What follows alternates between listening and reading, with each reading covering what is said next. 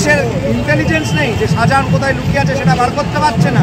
আকিবুর রহমান, শাহজাহান, জ্যোতিপ্রিয় মল্লিক, এই তিনটে এক লাইনে গাঁথা। পুরনো চোর জেলে গেছে জ্যোতিপ্রিয় মল্লিক, এবার আসবে নতুন চোর ভাইপো। মায়ের বড় গলা, ওনাকে বলা হয় মা মাটি মানুষ বলে, কিন্তু মা মাটি মানুষের মতন যোগ্য মেয়ে ও নয়। মমতা সে কাজ করে না। তিনি প্রতিশ্রুতি দিলেন যে যারা তাদের পদক্ষেপ দেওয়া হবে। ৫তম দিন আজকে এখনো পর্যন্ত শেখ শাহজাহান তিনি অপরা, অভিযুক্তদের বিরুদ্ধে কোনো রকম পদক্ষেপ নেওয়া হচ্ছে। হাতির দেখানোর দাঁত একরকম হয় আর চেবানোর। মমতা বন্দ্যোপাধ্যায় আর তার প্রশাসনের হচ্ছে হাতির দাঁত দেখানোর দাঁত। ওই নাকা চেকিংয়ের নামে ন্যাকা চেকিং হচ্ছে। ব্যাগের ভেতরে শাহজাহান শেখ লুকিয়ে থাকবে না, হ্যাঁ, আর সিটের তলাতে, বাসের সিটের তলাতেও শাহজাহান শেখ লুকিয়ে থাকবে না। পুলিশের ইন্টেলিজেন্স নেই যে শাহজাহান কোথায় লুকিয়ে আছে সেটা বার করতে পারছে না। একে তো সম্রাট শাহজাহান তো পুলিশই বানিয়ে দিচ্ছে। এই ন্যাকামি না করে কোথায় আছে ইন্টেলিজেন্স, যাকে প্রাচ্যের স্কটল্যান্ড ইয়ার্ড বলা হতো, সেই পশ্চিমবঙ্গ রাজ্য পুলিশ খুঁজে বার করতে পারছে না। পরিষ্কার যে পুলিশ তাকে প্রোটেকশন দিয়ে কোথাও রেখে দিয়েছে, বাঁচাতে চাইছে। হয়তো কদিন পরে আপনি একটা ফেক এনকাউন্টার পেয়ে যাবেন, পালাতে গিয়ে মরে গেছে, কারণ হাতটা ঢুঁটি অবধি পৌঁছে গেছে। আকিবুর রহমান, শাহজাহান, জ্যোতিপ্রিয় মল্লিক, এই তিনটে এক লাইনে গাঁথা। নেক্সটটাই হচ্ছে পুরনো চোর জেলে গেছে জ্যোতিপ্রিয় মল্লিক, এবার আসবে নতুন চোর ভাইপো।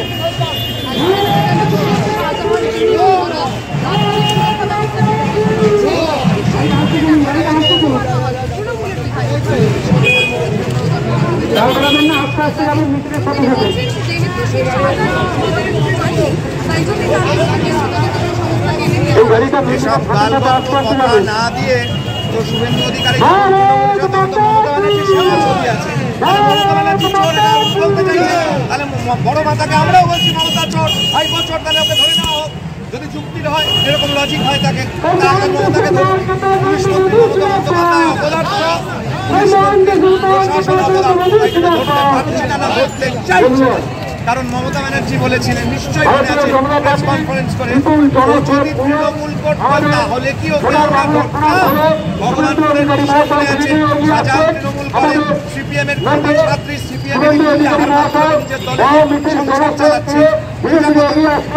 আমরা আজকে এই রাজপথে বলেছি, সব অন্যায় যে মমতা ব্যানার্জি সরকার, যে তৃণমূল সরকারের অত্যাচার, যে দুর্নীতি, যে ধর্ষণ, চারিদিকে যে অরাজকতা সৃষ্টি করেছে, তারই বিরুদ্ধে মায়ের বড় গলা, কার্যকর্তা তৃণমূলের যারা আছে তাদেরকে বাঁচাতে হবে, তাদের মনোবল বৃদ্ধি করতে হবে। কারণ তাদের মনোবলটা নষ্ট হয়ে যাচ্ছে যে নেতাদের বান্ধবী সরকার, তাদের প্রমাণ কথা টাকা সাধারণ তৃণমূল কর্মীদের কিছুই পায়নি, তারা তো লাঠি চাটাই খেয়েছে।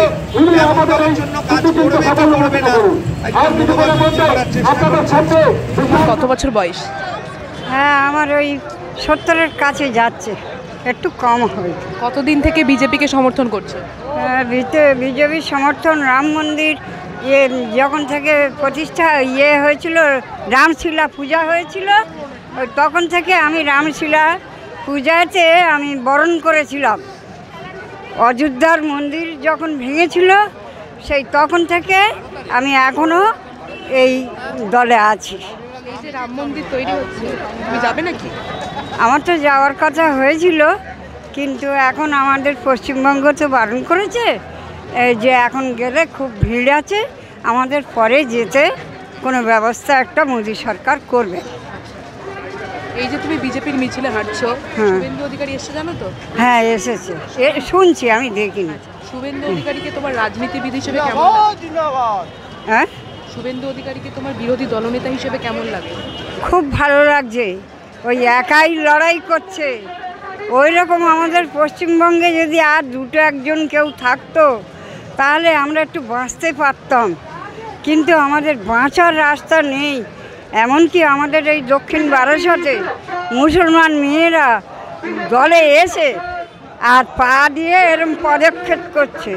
তাহলে দিদি, এই যে যত বিজেপির কর্মী আছে সবার বুকে তো এই লাঠিটা পড়ছে, তাহলে সে কীরকমভাবে একটা মা মেয়ে, কিন্তু মা মমতা যে এত আজে বাজে কথা এই শুভেন্দু অধিকারীর নামে মোদি সরকারের নামে কোমরে দড়ি দেবো, কান ধরে পাক দেবো, এই সমস্ত। আমরা তো গ্রামীয় মেয়ে, তাহলে আমরা তো ওরকম বলতে পারি, কিন্তু আমরা খুব সুসম্মান দিয়ে চলি।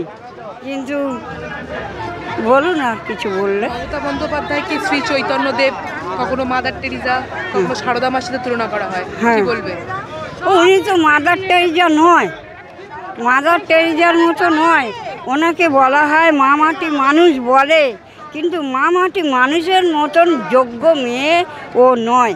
ও সেই কাজ করে না, মমতা সে কাজ করে না।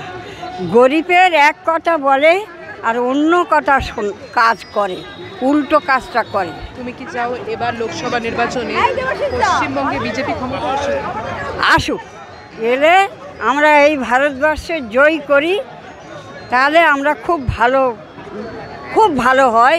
এই ভারতবাসী যত আছে, বা এই শিক্ষার দুর্নীতি, সমস্ত রাস্তায় বসে তারা ডিশ বাজাচ্ছে, শুধু থালা বাজাচ্ছে।